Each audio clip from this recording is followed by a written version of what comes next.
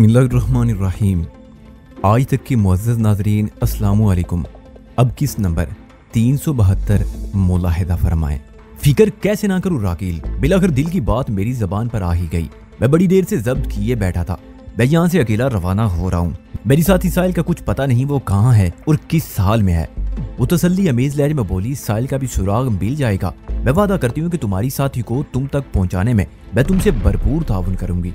मुझे पूरी उम्मीद है मेरे बड़े साहिल की मौजूदा पोजीशन से जरूर आगाह होंगे। मुझे जरा उन तक रसाई हासिल कर लेने दो, फिर रेमंड और साहिल की मिस्ट्री पर से पर्दा उठ जाएगा। राकील का एक लफ्ज खुलूस और अपनाई से भरा हुआ था।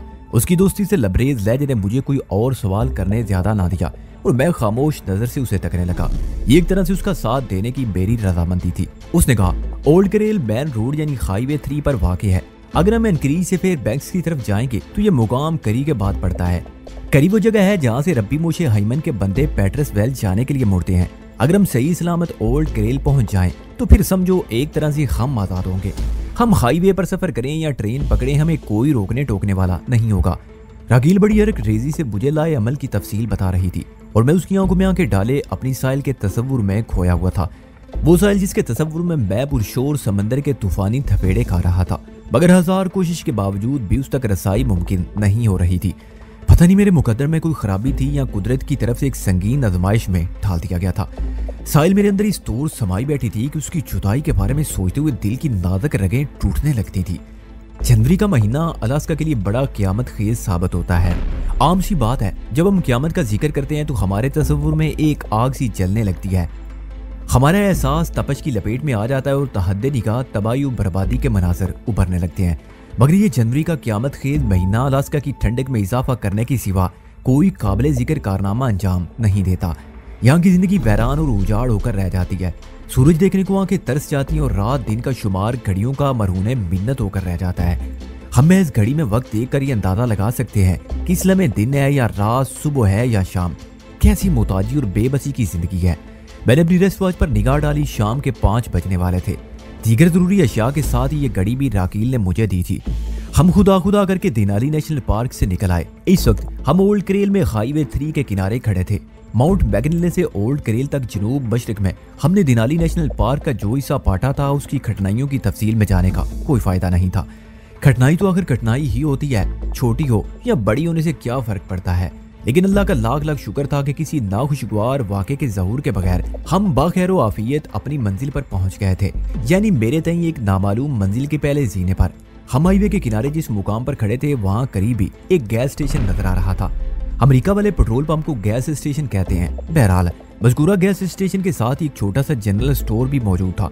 राकील मेरी तरफ देखते हुए बोली, वहीदान तुम 2 मिनट को यहाँ रुको, मैं जरा स्टोर में जा रही हूँ। क्या कोई खाने पीने का सामान खरीदने जा रही हो? मैंने पूछा। हमारे बैग में एशियाए खुर्दोनोश का अच्छा खासा जखीरा मौजूद था। सबसे ज्यादा बड़ी मिकदार ड्राई फ्रूट्स की थी, जो इस मौसम में जिंदगी की हरारत कायम रखने के लिए अज़हद जरूरी थी। राकील ने मेरे सवाल का जवाब देते हुए कहा, मैं इस स्टोर में से अपने बड़ों को एक फोन करके मौजूदा सूरत हालात से आगाह करना चाहती हूँ। क्या इतनी अहम बातें स्टोर के फोन पर करना ठीक है? इस बर्फीले मौसम में ये स्टोर वीरान होगा, राकील ने कहा। मुझे नहीं उम्मीद कि एक सेल्समैन के अलावा अंदर और भी कोई मौजूद होगा। फिर मैं नहायत ही मुख्तसर और काम की बात करूंगी। उन लोगों से जल्द अज जल्द राब्ता करना बहुत जरूरी है। मैंने एक फौरी और अछूते ख्याल के तहत पूछा, राकील पहले मैं फोन करके आता हूँ, उसके बाद तुम जाना। इस वक्त मेरा ज़हन नहायत ही बरक रफ्तारी से काम कर रहा था। तुम किसे फोन करना चाहते हो? वो हैरत अमेज नजर से मुझे देखने लगी। रब्बी को, मैंने सनसनाते लहजे में कहा। रब्बी मुझे हाइमन, उसकी आंखें ताज्जुब से फैल गईं। मैंने इस बात में सर हिलाया। वो तशवीशनाक लहजे में बोली, ये बहुत खतरनाक होगा वहीदान। अभी तो हम किसी महफूज पनाहगाह तक पहुंचे भी नहीं है। कुछ नहीं होगा, मैं रब्बी से हेलो आए करके वापस आ जाऊंगा। मेरे दिल में एक मुनफरिद मंसूबा अज खुद तरतीब पाता चला जा रहा था। तुम मजाक तो नहीं कर रहे वहीदान? वो बेहद उलझी हुई नजर आ रही थी। मैं इस वक्त इंतहाई संजीदा हूँ। उसने पूछा, तुम्हारे पास रब्बी का फोन नंबर है? उसका नंबर तुम मुझे दोगी, मैंने कतिये से कहा। रब्बी मेरे सामने इकरार कर चुका है कि उसके खुफिया तहखाने में टेलीफोन का निजाम मौजूद है, जहाँ से दुनिया के किसी भी मुल्क और मुल्क के किसी भी इलाके से फोन किया जा सकता है। और तुम, मैंने जुमला नामुकम्मल छोड़कर थोड़ा तवक्कुफ किया, फिर कहा, राकील तुम एक अरसे से रब्बी के साए में काम कर रही हो, वहाँ के फोन नंबर तो तुम्हें अलबर होंगे। क्या मैं गलत कह रहा हूँ? बात खत्म करते ही मैंने उसकी नीली आंखों में झांका। तुम गलत नहीं कह रहे हो, वो इस बात में गर्दन हिलाते हुए बोली।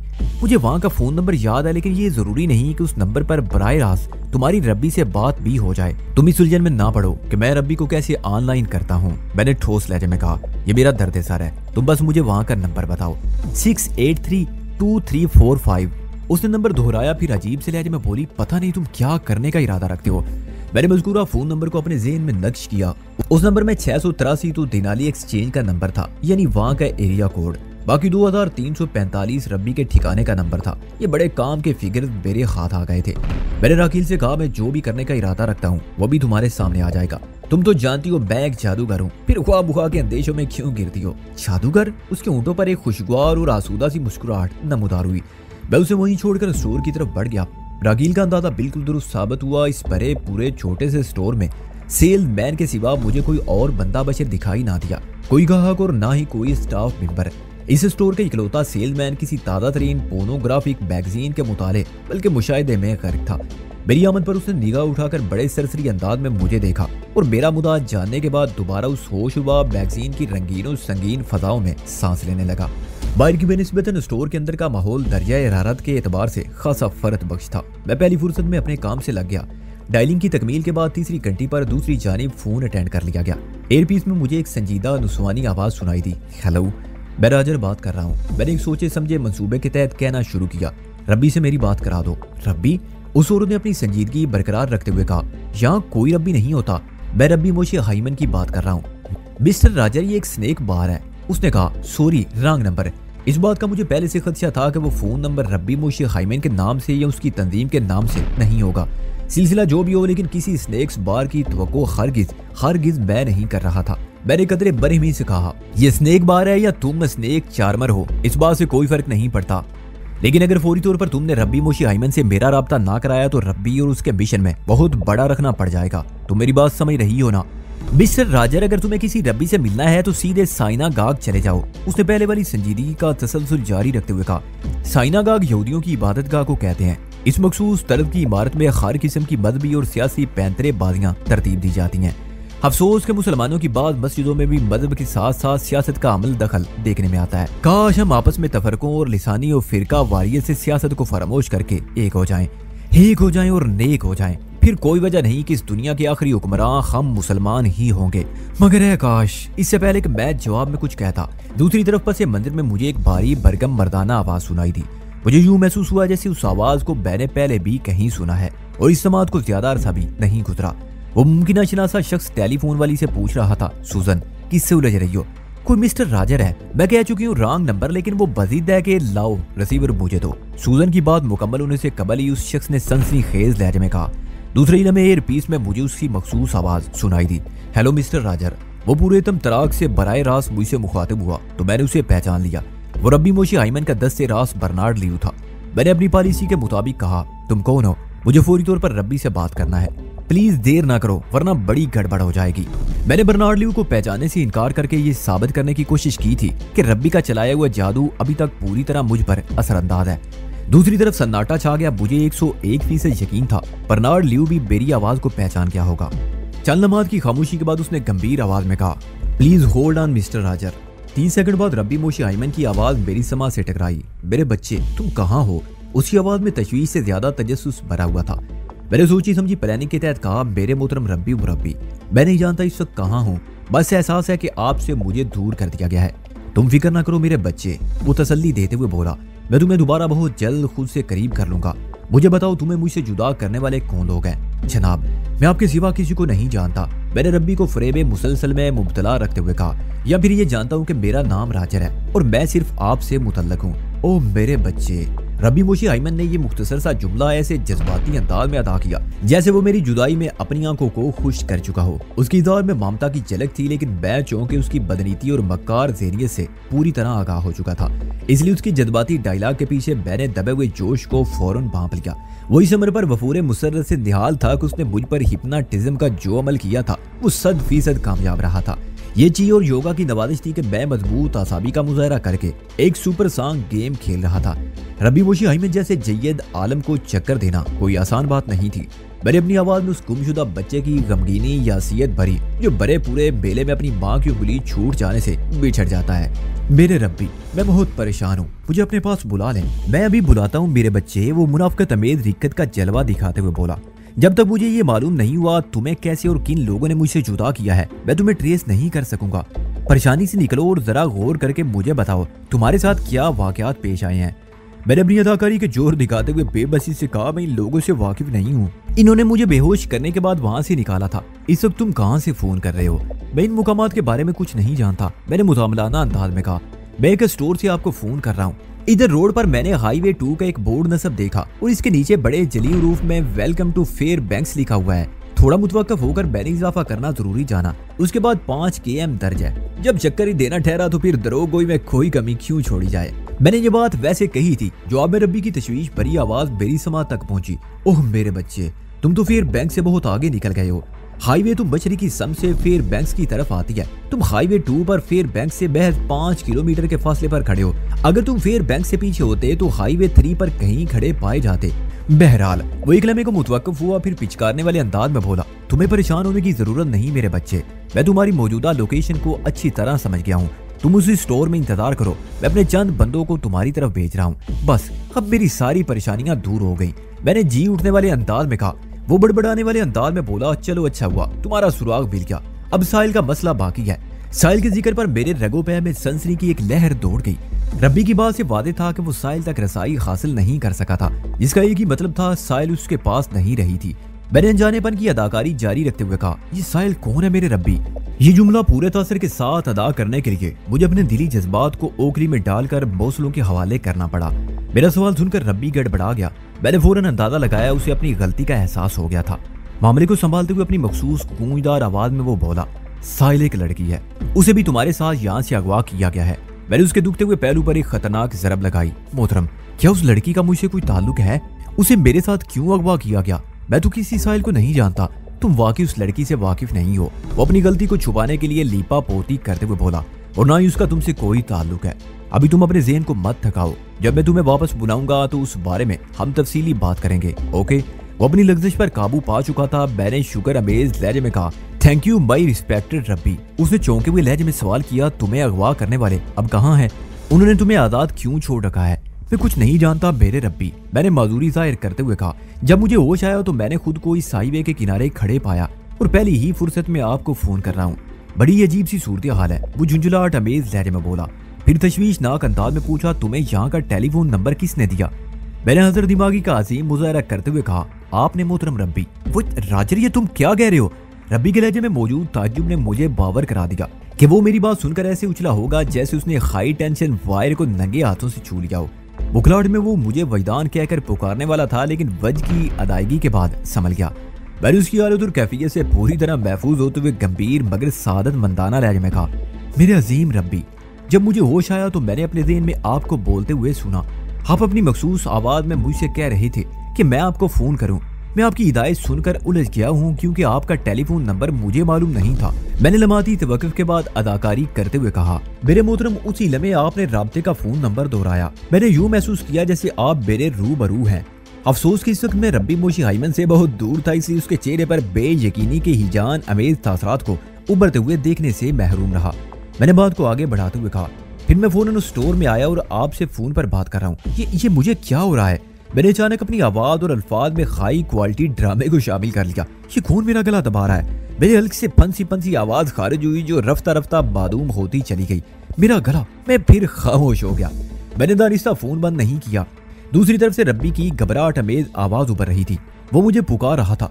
इस पुकार में एहतियात का दामन उसके हाथ से निकल गया। राजर, क्या तुम मेरी आवाज सुन रहे हो? तुम मेरी बात का जवाब क्यों नहीं दे रहे हो? राजर, तुम ठीक तो हो? वजदान, राजर, वजदान, तुम्हें क्या हो गया है? मैंने धीरे से रिसीवर को क्रैडल करके टेलीफोनिक सिलसिला मौकूफ कर दिया। मैंने अगरचे रब्बी से कलाम करते हुए अपनी आवाज को खासा धीमा कर रखा था, फिर भी हमारे दरमियान जिस किस्म की गुफ्तगू हुई थी उसे सेल्समैन का चौंक जाना लाजमी था।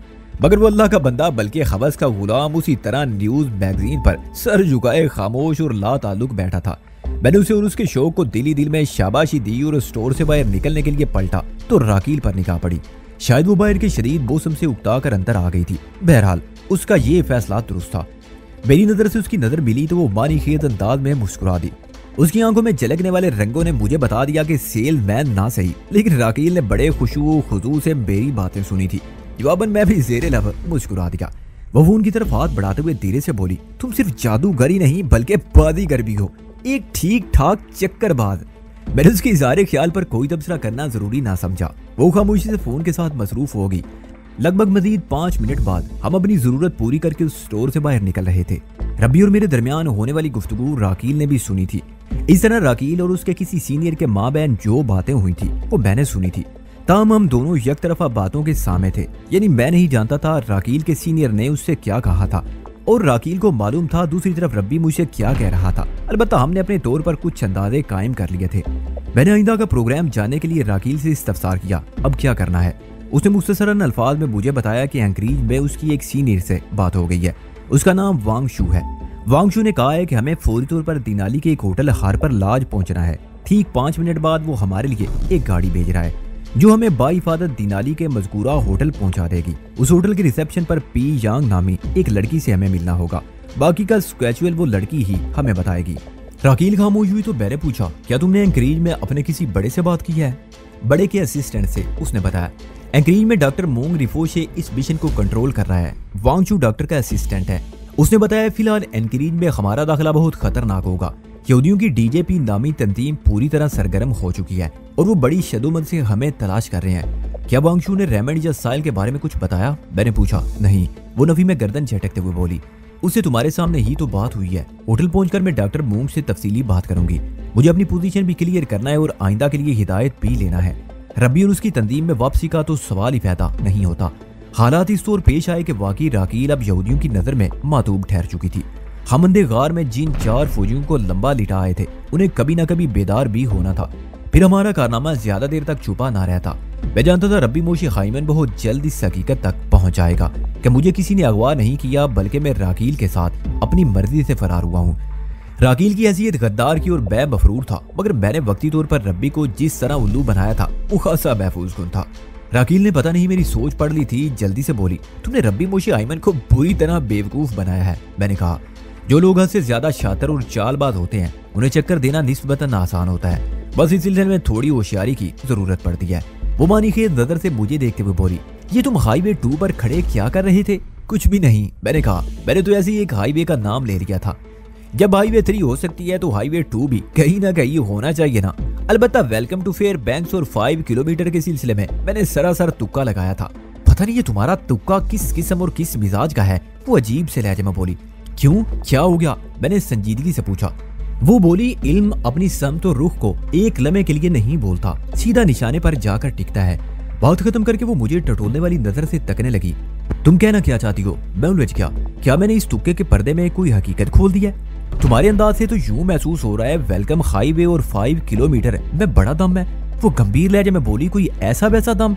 फिर एक लम्हे के तवक्कुफ से उसने इजाफा करते हुए बताया, हाईवे 3 की तरह अलास्का में हाईवे 2 भी मौजूद है और वाकई ये रोड फिर बैंक से निकलती है। हाईवे 2 जनूब मशरक में एक तवील फासला तय करके सीधी कनाडा की तरफ चली जाती है। रास्ते में डेल्टा जंक्शन पर इसी हाईवे से हाईवे 4 निकलती है जो इंतहाई जुनूब में काटा की तरफ चली जाती है। कनाडा से थोड़ा पहले हाईवे 2 में से 2 के मुकाम पर हाईवे 1 निकलती है जो जनूब मगरब में चलते चलते बिलाखर गलकाना से जा मिलती है।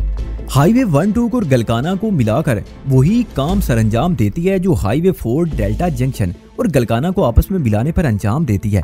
और सबसे हैरानकुन बात यह है कि वो बात अधूरी छोड़कर थोड़ा मुतवक्किफ हुई, फिर ठहरे हुए लहजे में बोली, हाईवे 2 पर फेयर बैंक से 5 किलोमीटर पहले वाकई वेलकम फेयर बैंक्स का बोर्ड नस्ब है। ओह, मैंने उसके इंकशाफ पर चौंक कर उसे देखा, फिर अपने चेहरे के तासरात को कंट्रोल करते हुए कहा, यह महज एक इत्तफाक है। महज नहीं बल्कि खासा जानदार इत्तफाक है। वो मेरी आंखों में देखते हुए बोली। मैंने मौजू को ट्विस्ट करते हुए कहा, क्या तुमने जियोग्राफी और जियोलॉजी में कुछ कर रखा है? लगता है तुमने अलास्का का चप्पा चप्पा देख रखा है। मुझसे ज्यादा तुमने, वो ज़ूमानी लहजे में बोली और बदस्तूर खोजती हुई नजर से मुझे देखती रही। उसकी निगाह में बेयकीनी पाई जाती थी। मुझे नहीं लगता तुम पहली मर्तबा अलास्का आए हो। इससे पहले कि मैं कुछ कहता, वांग शू की भेजी हुई गाड़ी आ गई। वो कार रेंटल कंपनी की एक चाकोचौबंद गाड़ी थी, जिसकी साइड में थ्रिफ्टी कंपनी का मखसूस मोनोग्राम बना हुआ था। मज़कूरा गाड़ी लशपश थी, ताम अलास्का के मौसम और फजा में मौजूद धुंध ने उसकी चिमचिमाहट को मुलगजा बना दिया था। गाड़ी की ड्राइविंग सीट पर एक बारी तनो तोश का मालिक शख्स विराजमान था। ड्राइवर ने गाड़ी के अंदर ही रहते हुए राकील को एक मखसूस इशारा किया। राकील ने इस बात में सारी लाया और सरगोशियाना लहजे में मुझसे कहा, वैदान, मैं इसे जानती हूँ, ये हमारा ही बंदा है, लेकिन बजाय कार रेंटल कंपनी में मुलाजिम है। इसका नाम गाची है, चलो गाड़ी में बैठते हैं। मैंने राकील की तकलीद की और अगले ही लम्हे हम दोनों गाड़ी की अकबी निशिस्त पर पहुंच चुके थे। गाची ने मुतमईन अंदाज में गाड़ी आगे बढ़ा दी। फिर देखते देखते वो गाड़ी हवा से बातें करने लगी। यह हवा से बातें करना धीमी सरगोशी से ज्यादा अहमियत नहीं रखता था। गैर बर्फानी इलाकों की निस्बतन ये रफ्तार कुछ भी नहीं थी। अलबत्ता अलास्का में खुसूसन जनवरी में इतनी रफ्तार का तस्वुर भी नहीं किया जा सकता था। हमारा रुख ओल्ड करेल की जानिब था, गोया हम इंतहाई शुमाल की समत बढ़ रहे थे। गाड़ी में बैठने के बाद राकील ने खामोशी इख्तियार कर ली। मैंने भी नीचे इसकी पुश्त गाह से टेक लगाकर आंखें बंद कर ली। गाड़ी के अंदर मखसूस हरारत के सबब बड़ा खुशगवार मौसम था। पता नहीं इस वक्त राकील के जहन में क्या चल रहा था। मैं रब्बी और साहिल के बारे में सोचने लगा। रब्बी मोशे हाइमन मेरे बिछाए हुए ट्रेब में उलझ कर रह गया था। उसने गुफ्तगू के आखिरी मरहले में हिजान खेज बुखलाहट के ज़ेरे असर मुझे राजर की बजाय वैदान कहकर मुखातिब किया था। गोया एहतियात का दामन उसके हाथ से छूट गया था। रब्बी की इस मुज़रिब सोच का तस्वुर करके मुझे बेहद मुसर्रत हासिल हुई। वह यहूदियों का एक जय्यद आलम था। हर मजहब के आलम वाजिबुल एहतराम होते हैं, लेकिन रब्बी मोशे हाइमन की असलियत मुझ पर खुल चुकी थी। मैंने अपनी मजबूत कुव्वत इरादी से काम लेकर उसकी खतरनाक साजिश को बेनकाब कर दिया था। इसलिए मेरे दिल में उसके लिए एहतराम का जज्बा पैदा नहीं हो सकता था। रब्बी के अल्फाज के मुताबिक साहिल भी उसके हाथ से निकल गई थी और अभी तक उसका कोई सुराग नहीं मिला था। मैं माइकल और नेल्सन की लाशों को तारीख गार में छोड़ आया था। रेमंड और साहिल की पुरस्रार गुमशुदगी समझ में नहीं आ रही थी। गार के हालात से तो यही जाहिर होता था माइकल और नेल्सन को रेमंड ही ने मौत के घाट उतारा था। किस मकसद की खातिर? इस सवाल का सीधा सीधा जवाब ज़हन में ये आता था, साहिल के उसूल की खातिर। मगर इस जवाब के बाद उलझनों का एक लामतनाई सिलसिला चल निकलता था। रेमंड ने अपने दो साथियों को हलाक क्यों किया? वो साहिल को क्यों हासिल करना चाहता था? मैं अभी तक रेमंड को राकील के कैंप की काली भीड़ ही समझ रहा था और तवक्को यही थी वो साहिल को रब्बी मोशे हाइमन की खिदमत में पेश करेगा। लेकिन रब्बी की झुंझलाहट ने ये राज खोल दिया था कि साहिल उसके पास नहीं पहुंचाई गई थी। फिर रेमंड साहिल को लेकर कहाँ चला गया था? एक तवज्जो तलब सवाल यह भी था कि रेमंड उस अंधे बारूदी गार से निकला कैसे था। फिलहाल मेरा ज़हन ऐसे किसी भी सवाल का जवाब देने से कासिर था। मेरी सोच एक मखसूस दायरे में गर्दिश कर रही थी। वो इन सवालों से निमटते हुए लाजवाब हो जाती और एक मरतबा फिर 0 पॉइंट से अपने काम का आगाज कर देती। पता नहीं ये कैसा दायरा था जिसके अंदर मैं मुकीद होकर रह गया था। मुझे सिर्फ ये नजर आ रहा था मज़कूरा दायरा साहिल के गिर्द घूमता था, गोया वो इन लाजवाब सवालात के हल्के में बंद थी। एक नादीदा हिसार के नरगे में थी। काश वो मेरी बाहों के हिसार में बंद हो जाती। हार्पर लॉज होटल के अजीमुशान इमारत दिनाली नेशनल पार्क के दाखिली गेट के नजदीक दरियाई नैनाना के करीब वाक़ है। हार्पर लॉज होटल की अजीमुशान इमारत दिनाली नेशनल पार्क के दाखिली गेट के नजदीक दरियाए नीनाना के करीब वाक़ है। दरियाए नीनाना रिवर हाईवे 3 के मुतवादी बहता है। होटल के ज्यादातर कमरों से इस बर्फानी दरिया का दिलकश नजारा किया जा सकता है। हमें आरलाज का कमरा नंबर 303 मिला था, जहाँ से दरियाए नैना ताहद्दे निगाह दिखाई देता था। हरलाज के बारे में मुझे पता चला कि इसका इफ्तिताह हुए अभी चंद माह ही हुए थे। इस होटल में उमूमन साहिब हैसियत लोग ही ठहरते थे। ये दिनाली का सबसे महंगा होटल था। डबल रूम का एक दिन का किराया 120 यूएस अमेरिकी डॉलर और डीलुक्स स्वीट का एक दिन का किराया 220 यूएस था। ये रेट सीजन मई था सितंबर के थे। अलबत्ता आउट सीजन में बनिस्बतन कम किराए पर और बासानी भी कमरा हासिल किया जा सकता है। हार्बर लॉज में उम्दा रेस्टोरेंट, रिक्रिएशन हॉल, जिम्नाजियम और स्विमिंग पूल की सहूलत भी मौजूद है। पार्किंग का दौरा बंदोबस्त है। ग्राउंड फ्लोर पर होटल से मुतल्लिक हर खास व आम अपनी गाड़ी पार्क कर सकता है। इसके अलावा एक वसी पार्किंग एरिया होटल के बेसमेंट में भी मौजूद है, जो सिर्फ मेंबर्स के लिए मखसूस है। इस एरिया में शेयर दी पार्टनर और चेंज दी पार्टनर जैसे ड्रामे होते हैं। इस खेल को on the record share the magic एक ड्राइव इन की क्लब की हैसियत का हामिल है। रिसेप्शन पर पी यांग से मुलाकात हुई। उसने पेशा वराना दिलकश मुस्कुराहट से हमारा इस्तकबाल किया। राकील ने वांगशू का हवाला दिया तो वो फौरन समझ गई कि हम कौन है और किस मकसद से वहां पहुंचे हैं। इत्तेफाक से पी यांग इस वक्त रिसेप्शन पर अकेली ही थी। उसने बारी बारी हम दोनों को देखते हुए कहा, आप मिस्टर डिसिल्वा हैं। उसका इशारा मेरी जानिब था। फिर वो राकील की जानिब तकने लगी। आप गार्शिया हो, आप दोनों दोस्त हैं और इस क़यामत खेज मौसम में आपके जहन में मुहिम जोई का सौदा समाया है। आप एक दिन के लिए इस होटल में ठहरेंगे। कल किसी वक्त आपको चेकआउट करना होगा। इतना कहकर वो मुड़ी और अपने अकम में दीवार पर नस्ब कीबोर्ड से छेड़छाड़ करने लगी। फिर एक कमरे की चाबी रिसेप्शन पर मेरी जानिब बढ़ाते हुए बोली, आपको इस होटल का कमरा नंबर 303 दिया जा रहा है। ये रिजर्वेशन आप लोगों ने फोन पर कराई है, क्या मैं सही कह रही हूँ? पियांग बड़ी साफ अंग्रेजी बोल रही थी, ताम उसका एक्सटेंट गैर अमरीकी था। राकील ने कुर्बो जवार में निगाह दौड़ाई और मुतमईन होने के बाद सरगोशियाना लहजे में पूछा, मिस्टर वांगशू ने बताया था कि तुम हमें आइंदा के लाए अमल के बारे में। वो राकील की बात पूरी होने से पहले ही बोल उठी, मुझे सब याद है। आउट सीजन होने के बायस मैं रिसेप्शन पर अकेली हूँ, आधे घंटे बाद मेरा ऑफ हो जाएगा, फिर मैं आप लोगों के कमरे में आकर तफसीली बात करूंगी। Is it okay? It's okay, मैंने कहा, जब तक हम फ्रेश भी हो जाएंगे। हम अपने सामान के नाम पर एक एक बैग के साथ होटल के रूम नंबर 303 में पहुंच गए। बदन थकन से चूर था। हम एक तवील थका देने वाली मुहिम से गुजरकर यहाँ तक पहुंचे थे और हालात हमें आगे कहां तक ले जाना चाहते थे इसके बारे में मैं कुछ भी नहीं जानता था।